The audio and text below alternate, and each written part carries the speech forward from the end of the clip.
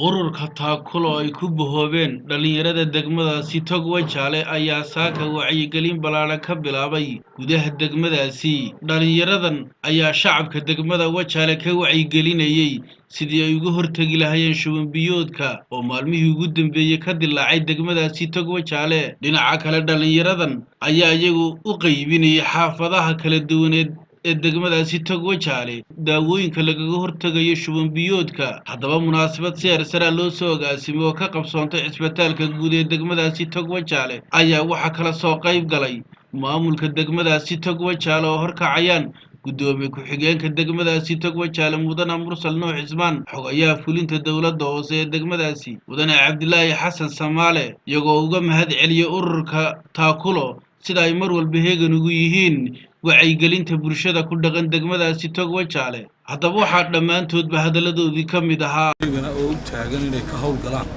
badbaadada ummadooda. xanuunka uu ka hadlay xoogayuhu waa xanuun naasibaya oo faafidiisa iyo dhibaatadiisa intuu gaarsiiyay gobolladeennii hore uu aad ugu soo dhacay ay ka mid ka ahayd Burco waynu garanayna. markaas aynu uga hor tagno oo inuu badbaadada dadkeena iyo nafaheenna aynu u badbaadino waxaanu Taakulo ahaan aanu garanay oo nu fikir ka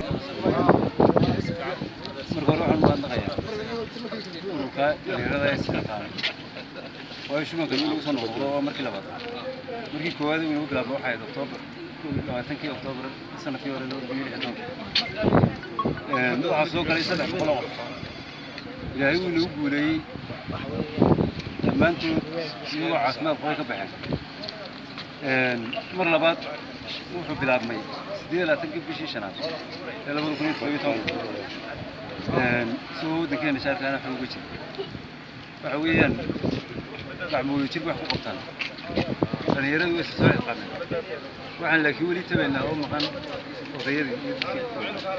فارجينا يقولون إنه كده دونا يسوي القمة وكقيم قضايا وعمي بسوا حويا ذكر يرى يسوي القمة يسوي عنه ليستو مسيج كيو وعيقل وحنا سمة تدوعني ما هذا ما أروك اليرى تاكله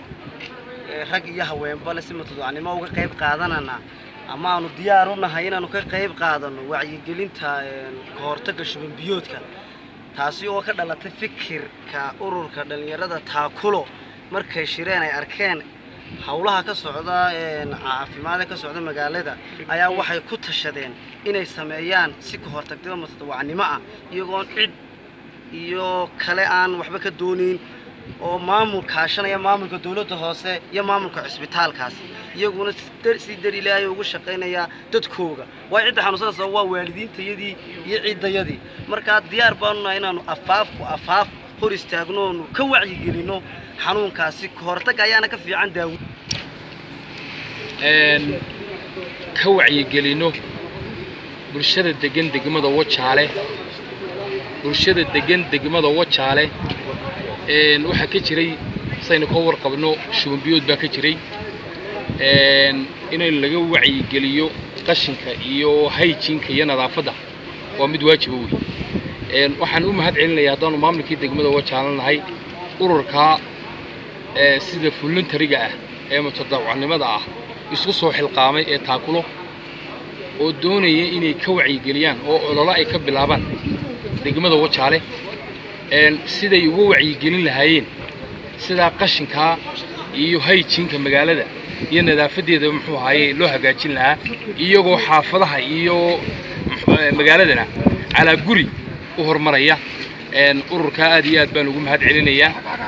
markay noola yimaadeen fikradda annagoo maamulkii degmada Wajale waanu la qaadanay run ahaantii annaga iyo cusbitaalka degmada Wajale waanu la qaadanay dariiska ay xidhan yihiin fikradda fiican markay noo soo gudbiyeen waxa weeye annagoo maamulkii degmada Wajale ayaa u soo diyaarinay amcahana in la soo qabsado ayaa waajiba waxaan u mahad celinaynaa madaxweynaha qaranka Jamhuuriyadda Soomaaliya mudane Axmed Maxamed Maxamuud Siiraayo sidoo uga guntaday iyo golihiisa wasiiradu meel kasta oo shuban biyoodkaas muxuu ahaayay uu ka qarxay waxa kale oo si gaar ah ugu mahad celinaynaa hadaanu nahay maamulkii Wajale iyo annagoo ka wakiila shacbigii degmada Wajale gudoomiyaha xisbiga kulmiye ahna musharaxa xisbiga kulmiye mujaahid muuse biixi cabdi oo goob kaste oo shuban biyoodkaasi ka qarxay gobollada Somaliland ka mid ah markiiba gaarsiiyay taakulada isagoo oo muxuu ahaayay garab siinaya wasaaradda caafimaadka aad iyo aad baan ugu mahad celinaynaa gudoomiyaha xisbiga kulmiye waana abaal u yaalo weeyay cod ayaa lagu bedeli doonaayo ay shacbiga weyn ee degan degmada Wajaale ay ugu bedeli doonaan insha Allah taala waxaanu uga sheegaynaa xisbiyada mucaaradka meel walba ka qaylinaya war ku dayda xisbi xaqiiqa talada dalka haya shacbiguna way arkayaan cida muxuu ahaayay u gorinayseen lafooga ka naxaysa waxa weeyaan way arkayaan waxa weey insha Allah taala waxaan muxuu ahaayay aan mar labaad iyo mar saddexaad u mahad celinayaa ururka taakulo ee soo xilqaamay inay ku wacyigeliyaan bulshadooda degan iyagoo u damqaday muxuu ahaa aabahood iyo hooyadood iyo walaalahood dadkii wacyigelinayaan horta waa dadka weey waxa weey insha Allah taala ururkaasina wuxuu noqon doonaa urur tasqaado ayuu noqon doonaa ma aha markii ugu horeysay ururka taakulo uu ka hawlgalay degmada Wajaale kullay inaasan ku soo gabagabayn doonaa goor gaaban hadalkeed gaaban kullay shaqadii hawlgal wanaagsan baynu gali doonaa intaasaan ku soo gabagabayn doonaa wassalaamu calaykum oo kormeeraya wacyigelintaas waxay soconaysaa 7 cisho oo maanta ka bilaabmaysa degmada waaxaha degmada ayaa guri xaafad aqal goob shakhsi ayaa loo mari doonaa wacyigelintana loo gaarsiin doonaa biidnillaahi kariim sidaa daraadeed fikradka cusub dhalinyarada u damqatay ee naftooda u horeysa ee garatay inay waalidkooda iyo walaalahooda ay ku caawiyaan xoogooda iyo aqoontooda si ay uga wacyigeliyaan